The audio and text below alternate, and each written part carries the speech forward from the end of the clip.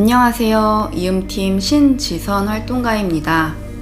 저는 오늘 이진규 작가의 책 식탁에서 지구를 생각해를 읽어보려고 합니다. 저는 종종 초등학생 조카들과 함께 식사를 하는데요. 그 시간을 의미있게 보내보고 싶어 고민하다가 이 책을 선택하게 되었습니다. 작가는 말합니다. 우리를 둘러싼 환경이 이렇게 변한 것은 이 책을 읽는 여러분 탓이 아니에요. 그러나 변한 세상에서 살아가야 할 사람은 여러분이라서 미안한 마음이 들어요.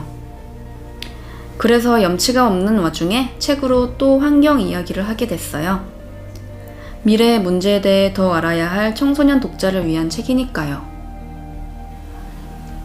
저도 동감하는 마음으로 이 책을 읽어보려고 합니다.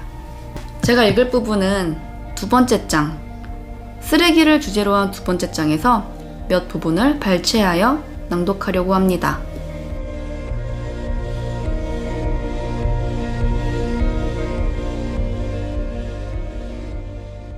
최초의 칫솔도 썩지 않는 세상. 플라스틱이 썩기만 한다면 얼마나 좋을까? 만일 화분에 과일 껍질을 버리면 일주일이 지나 형체도 알아볼 수 없을 정도로 썩을 거야. 종이를 땅에 묻는다? 그러면 못해도 6개월 안에는 분해되지. 그렇다면 비닐봉지는 어떨까? 최소 500년이야. 몇 세대가 지나가도 내가 버린 비닐봉지는 남아있다니 기분이 이상해진다. 플라스틱 쓰레기는 늘어나고 있어.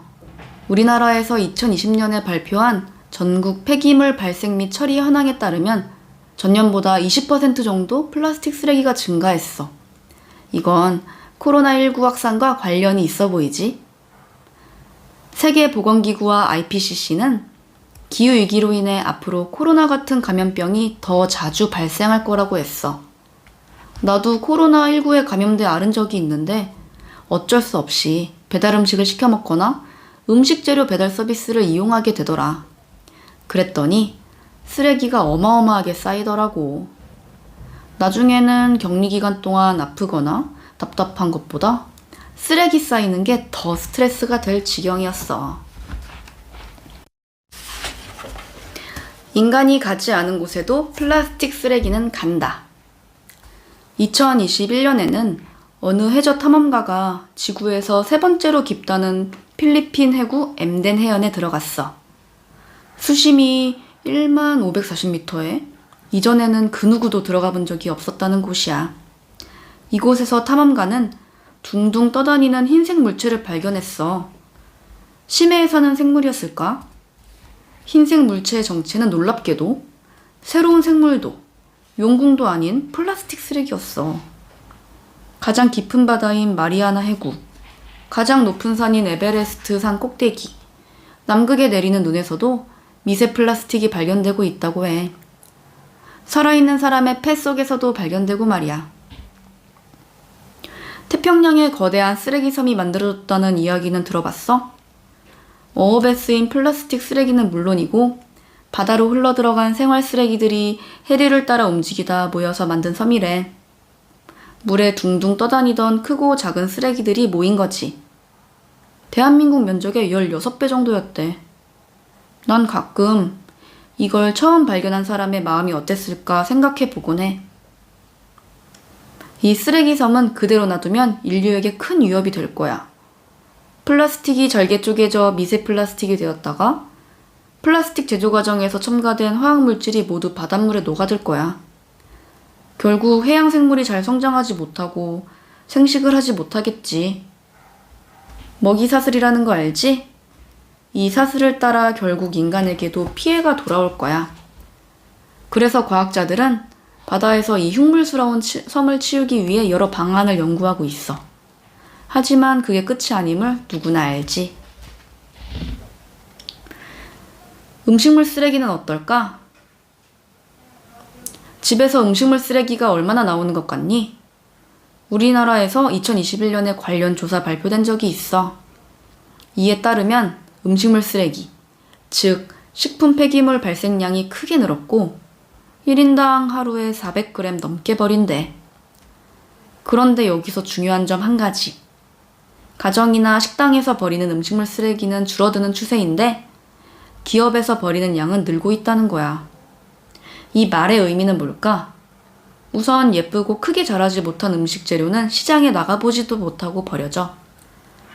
기업이 식품을 잔뜩 만들었다가 제때 소비자를 찾지 못하면 폐기하기도 하고, 우리나라 기업은 음식물 쓰레기를 배출하는 데 엄격한 관리를 받지 않는 편이어서 얼마나 버리는지, 어떻게 처리하는지 정확히 알 수 없다고 해.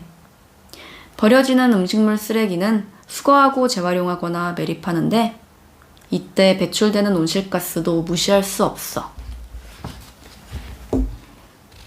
과학은 마술이 아니야. 천연 원료를 사용하지 않고 최초로 플라스틱을 만든 건 20세기 초야. 당시에는 베이클라이트라는 이름이 붙었어. 석유를 사용하고 난 부산물로 만들기 때문에 값이 싼 데다가 어떤 모양이든 쉽게 만들 수 있고 가볍고 튼튼하니 인류에게는 엄청난 발견이자 도약이었지. 플라스틱은 아직도 개발 중이야. 인체에 들어가도 안전한 인공관절이나 피부를 플라스틱으로 만들기 위한 연구, 엄청난 열에도 견디는 플라스틱, 단단하지만 접었다 펼 수 있는 플라스틱 등 다양한 모양과 형태, 재질을 연구하고 있지. 이렇듯 지금까지는 인류가 처한 문제를 과학의 힘으로 많이 해결해왔어. 그런데 플라스틱 쓰레기 문제는 왜 해결하지 못할까? 물론 과학자들은 여러 방면으로 노력하고 있어. 플라스틱 쓰레기를 효과적으로 수거하는 법부터 시작해서 플라스틱을 분해하는 미생물도 찾고 자연적으로 분해되는 플라스틱을 개발하기도 해. 아예 쌀이나 옥수수 같은 곡물로 플라스틱을 만드는 방법도 연구하고. 하지만 아직 플라스틱 쓰레기를 시원하게 해결하기엔 부족해. 음식물 쓰레기도 사정은 비슷해. 현재 음식물 쓰레기는 퇴비나 사료로 많이 재활용되고 있어. 하지만 이렇게 처리하는 데에도 더러운 물이나 가스, 악취가 너무 많이 나와. 이를 운반하고 사람이 일일이 분리하고 처리하는 데 드는 에너지도 상당하지. 그래서 음식물 쓰레기를 처리하는 곤충을 연구하고 음식물 쓰레기에서 발생하는 가스를 연료로 재생해 사용하기도 해. 하지만 모든 쓰레기 문제는 비슷해. 재활용에 기대기엔 쓰레기가 너무 많아. 과학은 마술이 아니야. 인간이 무슨 짓을 하든 마술봉 한 번 휘둘러서 해결할 수는 없어. 우리의 할 일을 하자. 당연히 플라스틱 자체는 잘못이 없어. 오히려 고마워해야 하는 점이 많지. 플라스틱이 없다면 당장 어떤 일이 일어날까? 우리가 감염의 위험을 걱정하지 않고 병원에서 치료받을 수 있을까? 아닐걸. 플라스틱이 아니었다면 식료품을 구석구석 유통해서 누구나 어려움 없이 영양을 공급받기 힘들지 않았을까? 플라스틱이 인류에게 기여한 부분은 결코 작지 않아. 너무 많이 만들어서 지구가 감당할 수 없을 정도로 내다버린 사람이 문제지. 플라스틱 사용을 줄이기 위해 텀블러를 사서 여러 번 사용하자. 환경보호 메시지를 담은 에코백을 매자. 북극곰을 지키기 위해 배지를 구매하고 비건 가죽 가방을 사고 업사이클링 점퍼를 입자. 이런 건 가짜야. 전부 다 가짜는 아니더라도 최소한 가짜에 가깝다고 볼 수 있을 것 같아. 환경 보호를 위해 우리가 할 수 있는 가장 유효하고 쉬운 일은 안 사는 거야. 일단 가지고 있는 것부터 최대한 오래 사용하는 게 제일 좋은 방법이야. 배달 음식이 꼭 필요한 사람도 있을 거야.